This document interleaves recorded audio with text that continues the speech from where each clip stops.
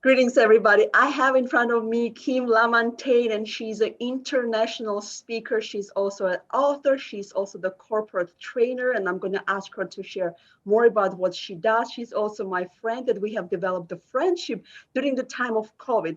This is just mind-blowing thing, and I'm so thankful for this outcome that we have encountered finding each other and voices and support of each other, Kim. So thank you so much for finding your time out of business of what you're doing to talk to me and to talk to my audience. So how are you doing today, Kim? Oh, I am doing fantastic. And thank you so much for having me here. And you're right. We did meet each other on social media during COVID. I don't even know where we initially met, but we were drawn to each other. We've had conversations, we're supporting each other. And, we're both fierce women with strong commitments and passions and we're committed to what we do and making the biggest impact possible. So I'm happy to be here and looking forward to sharing some great information and nuggets of information with your audience. I absolutely loved your pictures because I was working on some of the promotional videos. And when you were sending the pictures on one of our groups, I'm like, oh my gosh, this girl is just amazing. How confident and how powerful your posture was because it gravitated toward me. I wanted to know more of you. And I know I keep repeating the same things. Behind the strong, confident woman, there's always a story that made you resilient to it. And when I got to know you, I'm like, I was right. And I am so honored and I'm so proud of what you have accomplished in your life. And Kim, I would like you to share with us your story that made you the woman you are today, please. Oh, what that was so beautiful. Thank you so much. And you know what? We all have a story. And I found that my story is not a unique one, but what I have found is that what makes me unique is that I'm willing to step forward and share it openly to give other people permission to step forward as well. My story is that I'm a corporate executive, worked in corporate America for 25 years, top performing, award winning. I was a leader, a mentor, a coach, a trailblazer. People looked up to me. I made the sales. I could make the partnerships, relationship management. I did it all. I was a wife and a mom. But behind closed doors in corporate America for many, many years, I was living with alcohol use disorder, Mhm. also living with intense anxiety, depression, and persistent suicidal thoughts that were every single day.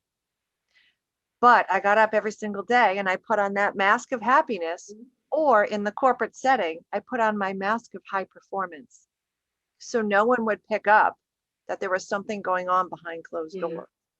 Now, I drank wine every single day, though. It was a problem for me. I had 5, 6, 7, sometimes 8 glasses of wine a night. I knew Mm. it was a problem, but I didn't know how to stop. And there's an entire story that goes with this, but I'll tell you what one of my turning points was when I finally recognized that, every day I was waking up feeling guilty that I had done it again. I had too much to drink. Um, in corporate America, we would go out and celebrate when we would win awards at sales meetings. And I was always the one who got a little bit too drunk and overslept for sales meetings or slept through a fire alarm at a corporate sales meeting, which did happen to me once. I was passed out. Um, but what really got to me was 4th of July, 2009. We had had a block party at my house because we always did, because it's an excuse to have drinks and have fun. Mhm. And I woke up on July 5th and my husband was next to me. And I said, well, first of all, oh my gosh, I feel awful. Secondly, what happened last night? And the third question I had for him is, I'm still clothed from the night before. Why are there black marks all over my white pants? Mm. I will never forget what he said to me that day on July 5th, 2009. He said, Kim, you were so drunk last night that you tripped and came within inches of falling into the fire pit in the driveway. Wow. That's when I knew. Even he didn't know I was struggling. My daughter didn't know I was struggling. No one in my life knew that I was struggling except for me. So I had that shame, that dirty secret for such a long time. Now that happened on July 5th. It wasn't until July 16th, 2009, 11 days later, that I finally got the courage. I was sitting in my car outside of the Mall of New Hampshire, which is in Manchester, New Hampshire, and I was parked between Sears and Old Navy. And I made a phone call to my doctor's office at 4:45. I said, I need to come in for a personal matter. Did not expect to get an appointment that day. I figured I would get an appointment for tomorrow. I would go home and have my drinks. Maybe tomorrow I might cancel. But the universe was watching out for me that day, because I called at 4:45, and at 5:15, 30 minutes later, I was in the doctor's office, and a man walked in, a nurse practitioner. He saw me crying and just in a ball in the corner, not knowing what to do. And he asked, what's wrong? What can I help you with? And when I finally gained my composure, at that point, I said, I'm an alcoholic. I don't call myself an alcoholic anymore. I call myself a person who lives with alcohol use disorder. There's a big, big difference. But I said, I'm an alcoholic, and I have depression, and I feel like I'm running off the edge, and I don't know what to do. And he looked me straight in the eyes, and he did this. He said, Kim, and then he pointed his fingers. He said, I'm going to help you, and we are going to do this together. So I've been sober now for almost 12 years, but it wasn't until 2016, 7 years into my sobriety, that I finally, my entire light came back on. The depression lifted, the suicidal thoughts lifted. A lot of people think when you quit drinking, life is magically better. Well, no, you have to deal with everything without a crutch. So life got really difficult. But in 2016, I started to come back. 2017, I started doing work with the National Alliance on Mental Illness and sharing my story. Then I started to think, more people out there are just like I am. So it's my responsibility to get out on stage and share my story. So I started to do that. And I cannot tell you how many people have come forward and admitted that they suffer too. And by sharing my own personal story and sharing it all, the good, the bad, the embarrassing, the ugly, I gave them permission to step forward and ask for help. So now I train leaders in corporations around the country and globally how to create and sustain a mentally healthy workplace culture that supports open dialogue, creates a place of safety where employees feel like they can say that they're not okay without being judged or fearing job loss or retribution. And I use my lived experience coupled with all the tools that I've acquired along the way. And I now teach leaders how to spot the chameleons in the workplace, which were like me, what the signs and symptoms are. How do you interact? How do you crosswalk an employee to services? How do you change the language in your organization? How do you decrease stigma? That's what I teach now. And it's an incredible passion of mine. And it's all come together actually during COVID, believe it or not. It is just amazing story, Kim, and I really appreciate what you shared, your heart, your past. And I'm so glad that you have been delivered from this shame of hiding behind that. I think it's such a value, such a freedom from it, don't you think? And also, I know that some people, when they get delivered from their past or addiction, they kind of keep it to themselves, and they pretty much let the life be alive, kind of keep going on a daily basis. But you have chosen to use your story to transform somebody else's life out there, because you know that there is a problem, that somebody else can get better before it's too late. And this is just an amazing calling, amazing mission that you are on. And I love the quote of Coco Chanel. She is just one of my, I don't want to say idol, because I don't want to put any idols in my life. She's some of my inspiration that I'm not trying to mimic anybody, but she speaks my language. And one of my favorite quote of hers, it says this: some people are wealthy, but others are rich. So I know that you are rich because you have something that money cannot buy. And Yes. that's the difference between being wealthy with the money and being rich with the things that nothing can buy you. This happiness, this self-sufficiency in yourself, this confidence and the freedom from the past. And what you share with others is more than just the wealth. It's a knowledge, it's empowerment, it's a life. And Kim, how did this COVID, I know you said something like, how did this COVID specifically help you or affected you in your life? I know the world went inside and upside Oh, out. It was just crazy. But you how know, did you find yourself? yeah, it definitely has been a ride, that's for sure. And what happened was in 2019, I decided to sell my home and I bought myself a 40-foot Class A diesel pusher motorhome, which is where I'm broadcasting from today. And my goal was to travel the country and work remotely. I was working as a director of partnerships at that time. And I came to Sarasota, Florida, and loved where I was. And so I never left. But also, the reason why I stayed here was because COVID hit. But back in February of 2020, I was still working as a director of partnerships at an organization in New York City. I loved my job, but it just wasn't the perfect fit. I was working 40, 50 hours for corporate, and then I was doing my speaking, teaching, and training in all of my evenings and weekends, trying to fit it all in. Mhm. I got a message. Someone told me, Kim, you need to walk away from corporate Huh. and you need to jump full force into your speaking, teaching, and training. And I didn't understand it. I just kept getting these messages like, you need to just, you have a gift, you need to go. Fly, child, fly.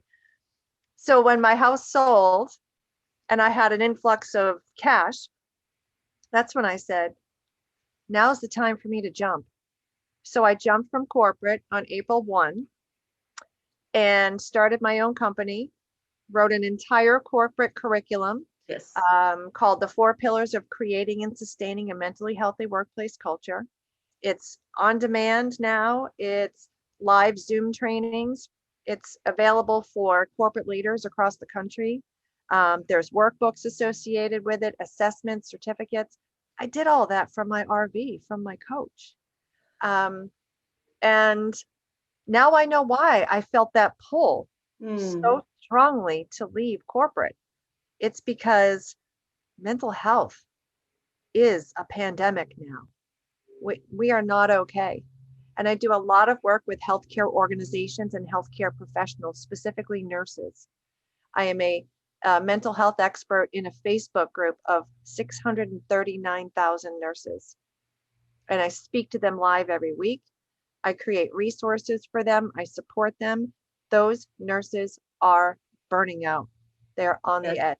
Yes. And I'm helping keep them afloat. Um, but I think one of the biggest turning points when I really knew that I needed to do this work full time, two things.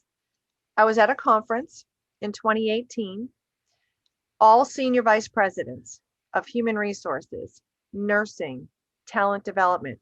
There were 150 of them in the audience. And I was the first presenter of the day on mental health in the workplace. And as I always do, I share my story in the very beginning, everything.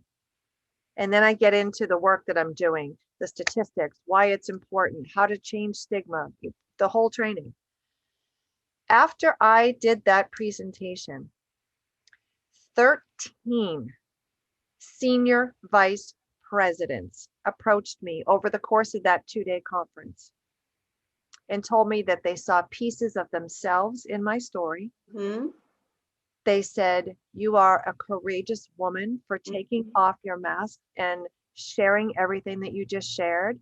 I now realize that I suffer too. And I get goosebumps every time I think of that because it was like, wow, like these are senior vice presidents. They're supposed to be rock solid and have a suit of armor.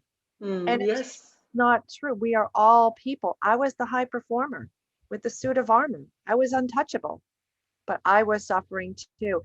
And that was when I was like, wow, I need to share my story.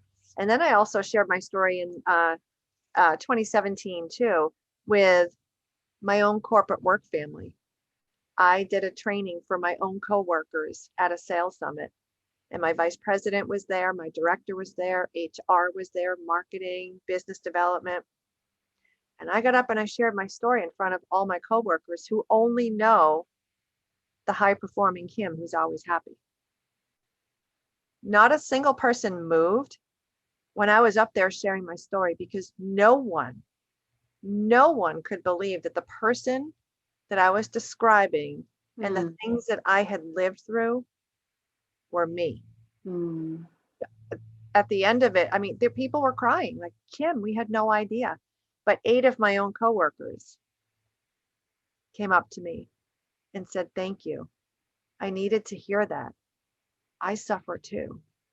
So it was those two things that were like, wow, like I said, it's my responsibility to go out there, but it wasn't, and share my story, but it wasn't until April 1 that I listened to those messages. April 1, 2020, I left my entire big old corporate paycheck on the table, left it all. And I jumped full force into this. And the people who are reaching out, the collaborations that I'm doing, the organizations that I'm training, I have no question that I'm on the right path to make a huge impact. And I was listening to you and I was so proud of you, girl. And I can absolutely echo what those 13 corporate leaders have said, that you are a courageous woman who did not care about what had happened to you, but you felt this drive inside of you, this mission that you need to accomplish. And you're right, money cannot make us happy, but fulfilling the purpose of your life that you felt so strongly about it, that's what makes you happy. That's, I see the happy Kim right now, because Yes. you found your voice finally. You have found your mission. You have found your drive. And I know you're going to be touching so many people. So Everybody else, like almost so many people, lives, really lives. I know we hide behind our desks. We do hide behind our accomplishments because we do not want people to see real us. We want to see them to see only results. We're hiding behind those things. And sometimes I even find myself, accomplish things so they will not see the real me.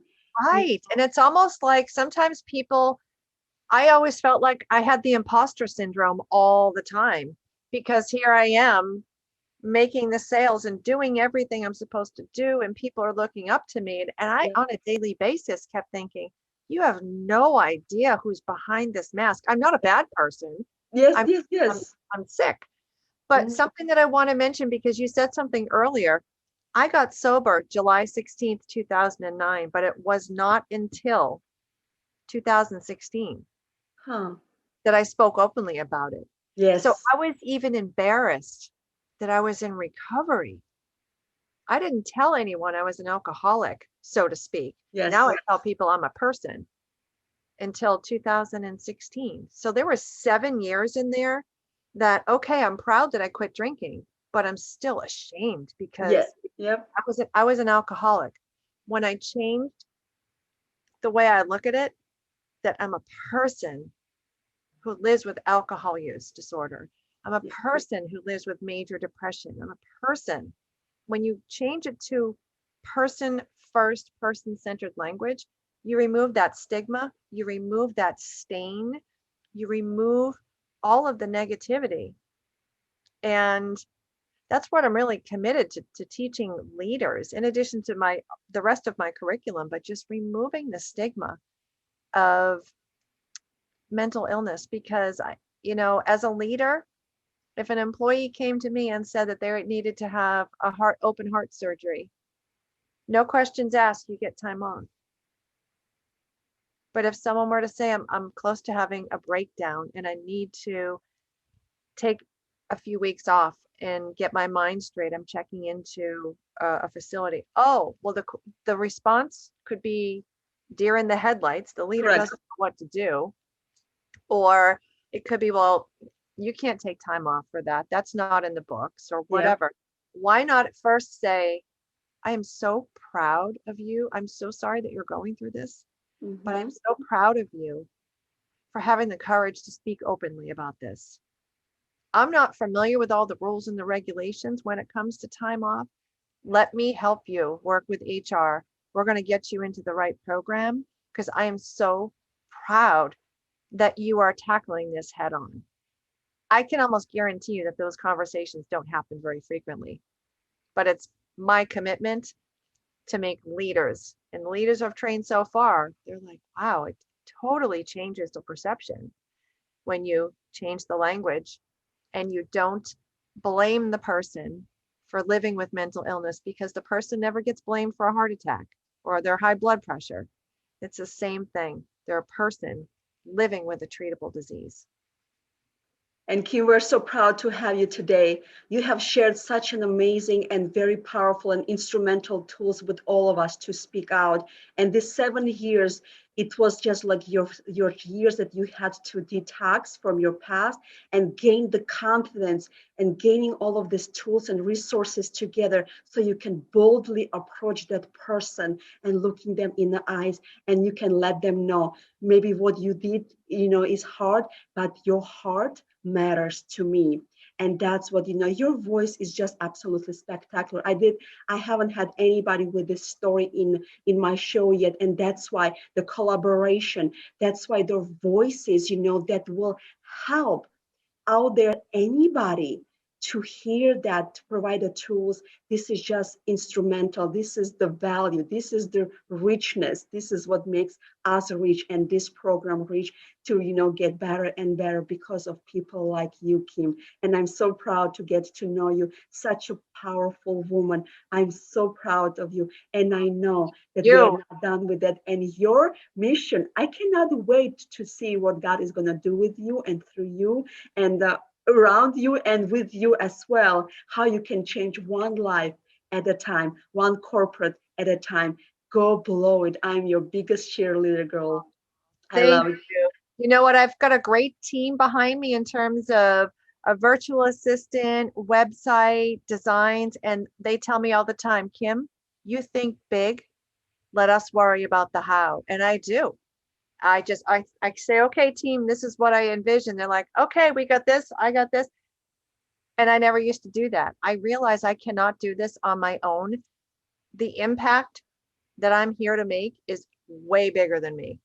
Because they So believe in you, they believe in what you're doing, because it's not all about money, it's about the mission no, and vision of yours, the leaders that you're developing behind the scene. It's instrumental. And the people that sometimes we want to all like share our messages with others, but what you do, you're planting the seeds with your people that believe in you. And that's the biggest testimony, the biggest power that you have right now, when you influence those people who work behind you, who believe everything you do. And I'm so proud of you, Kim. So I know we're going to be doing more things, in the future. And I cannot wait to see how you're going to grow, and glow.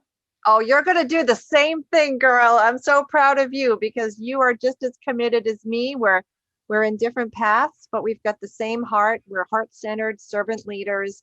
And I saw a quote the other day that says something like, leaders aren't perfect. They're just the ones who have the courage to go first and lead. Perfect. Yep. And that's what Exactly. we're doing. It's like, Exactly. I've got the light for you. I'll show you the way. That's what we're here to do. So I'm really excited to see what's going to happen. It's all happening through me. It really is. It's just all happening through me. I'm the vessel, and money isn't everything. It's all about the lives that are saved. Absolutely. And what I want you to do right now, when you get to, when we're done, send your sunshine from the shiny Florida, because every time you post out so many teasers, and I'm like, I'm coming and I packing. know. I'm coming your way and stuff. So send us some, because we need it. And I love Florida. I will kind of coming down there very soon. So I'll so be going to excited. Sunset tonight, so I'll send some pictures. Please do. Yeah, Make me hungry. I know, right? So that's so. God bless you, Kim. So Thank you. happy to have you. After all, oh Rose, spring is a about to come in the middle of November.